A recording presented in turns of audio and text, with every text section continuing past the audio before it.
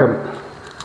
இன்னைக்கு கல்வியினுடைய பெருமைகளை நம் தலைவர்கள் முதற்கொண்டு, புலவர்கள் முதற்கொண்டு, தத்துவ ஞானிகள் முதற்கொண்டு கல்வியினுடைய பெருமைகளை மிக அற்புதமாக, மிக ஒரு அவசியமான உயரத்தில் வைத்து போற்றி இருக்கிறார்கள்.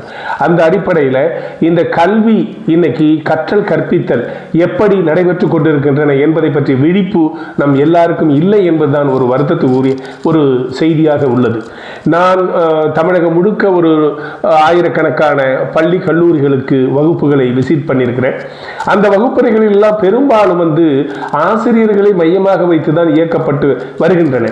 அப்படி ஆசிரியரை மட்டும் மையமாக வைத்து இயக்கப்படும் வகுப்பறைகளில் என்ன நடக்குது என்றால், ஆசிரியர் தான் விளக்குகிறார், வினவுகிறார், ஷேர் பண்றார், பகிர்ந்து கொள்கிறார், கற்பனை ஆற்றலை வெளிப்படுத்துகிறார், ஒரு பிரச்சனையை அதுக்கு தீர்வு சொல்கிறார். இப்படி அனைத்து விதமான வேலைகளையும் ஆசிரியரை செய்து விடுகிறார். இப்படிப்பட்ட வகுப்பறையில் மாணவருடைய பங்கு என்ன? இப்ப மாணவர்கள் என்னதான் பண்றாங்க? இப்ப மாணவர்கள் என்ன செய்து கொண்டிருக்கிறார்கள் என்று நீங்கள் கேட்டால், மாணவர்கள் ஒரு கேட்பாளராக மட்டுமே, ஜஸ்ட் லைக் எ லிசனர், அப்படிதான் இங்கே நடத்தப்படுகிறார்கள். அதை மீறி ஏதாவது கேட்டால் அவர்களை அவ்வளவு பிரமாதமாக அங்கு வரவேற்கப்படுவதில்லை. மாறாக அவர்களுக்கு இரிட்டேட்டிங் தான் அங்கு மிஞ்சும். இப்படிதான் இன்றைக்கு பெரும்பான்மையான வகுப்பறைகள் இப்படி நடைபெற்று கொண்டிருக்கின்றன. நான் என்ன கேட்கிறேன்னா, இப்படி வரி வரியா விளக்க சொல்லி, பத்தியா படிக்க சொல்லி, முக்கியமான கொஸ்டின் எல்லாம் குறிச்சு கொடுத்து படிக்க வச்சு, மதிப்பெண்ணை எடுக்க வச்சு, அப்படியே அட்டையை தூக்கி கையில கொடுக்கிறது, இது உங்களுக்கு ஓகேவா, போதுமா? இன்னைக்கு பெரும்பாலான பள்ளி கல்லூரி வகுப்பறைகளில் நடைபெற்று வருவன இதுதான்.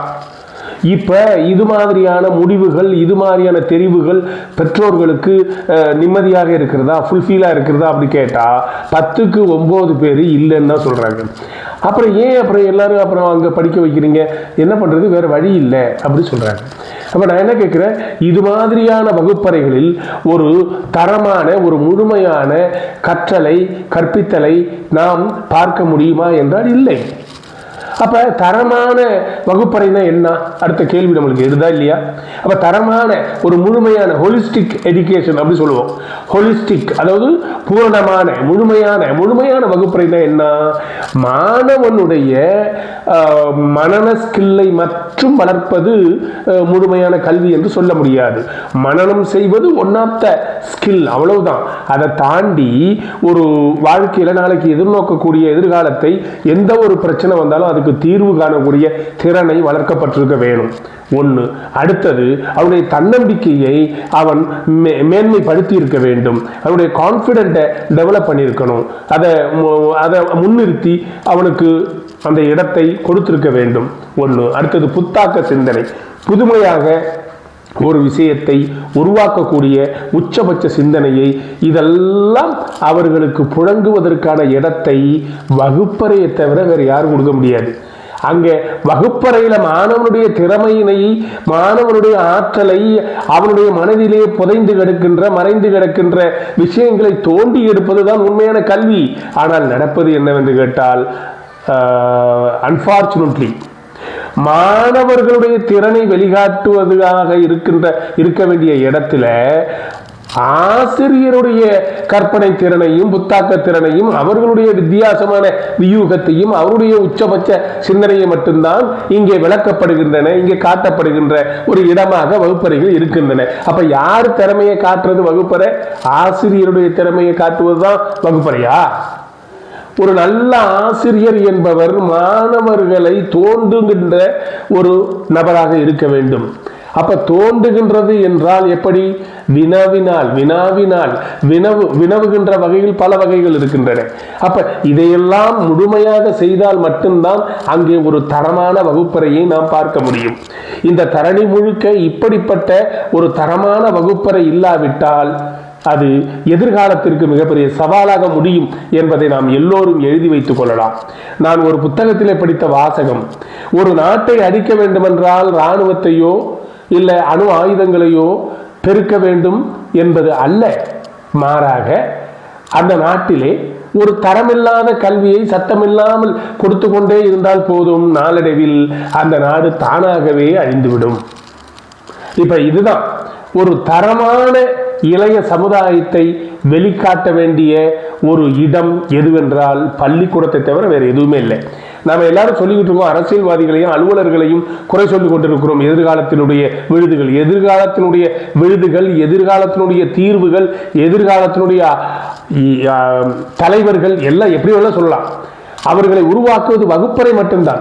அந்த வகுப்பறை எப்படி நடக்கிறது என்பதை நாம் கவனத்தில் எத்தனை பேர் எடுத்துக்கொண்டிருக்கிறோம் என்பதுதான் கேள்விக்குறி. அப்ப எதிர்காலத்தை வல்லரசாக உருவாக்க வேண்டும் என்றால் வகுப்பறையை வளமானதாக்க ஆக்க வேண்டுமே தவிர மாணவர்களை வெறுமனே மோட்டிவேட் பண்ணா மட்டும் முடியாது. மாணவர்களை உந்தி தள்ளக்கூடிய கிரியா ஊக்கியாக நம்ம பேச்சாளர்கள் பேச்சினே மட்டும் அவர்களை செதுக்க முடியாது என்பது என்னுடைய தாழ்மையான கருத்து. இதை நீங்கள் உன்னிப்பாக இதை உற்று பார்த்தால் தெரியும். வகுப்பறையிலே அவன் அங்கேதான் செதுக்கப்பட வேண்டும், அங்கேதான் உருவாக்கப்பட வேண்டும், அங்கேதான் அவனை வார்க்கப்பட வேண்டும், அவனை வளர்க்கப்பட வேண்டும். அதற்கு முழுமையான இடம் அது வகுப்பறையை தவிர வேறு எதுவும் இல்லை. அதனால இன்னைக்கு ஏற்று சுரக்காய்களை ஏற்பாடு செய்வதற்கு ஏகப்பட்ட ஏராளமான கல்விக்கூடங்கள், பள்ளிக்கூடங்கள், கல்லூரி வகுப்பறைகள் இருக்கின்றன. அது யாவறிவோம். பட் ஆனால் இனிமே இந்த எதிர்காலம் வல்லரசாக நிச்சயமாக திகழ வேண்டும் என்றால் ஒவ்வொரு ஆசிரியரும், ஏன்னா ஆசிரியர்கள் மீது இந்த சமூகம் மிகப்பெரிய உயரிய நம்பிக்கையை வைத்திருக்கிறது. ஆசிரியர்கள் நினைத்தால் எதிர்காலத்தை எப்படி வேண்டுமென்றாலும் உருவாக்க முடியும்.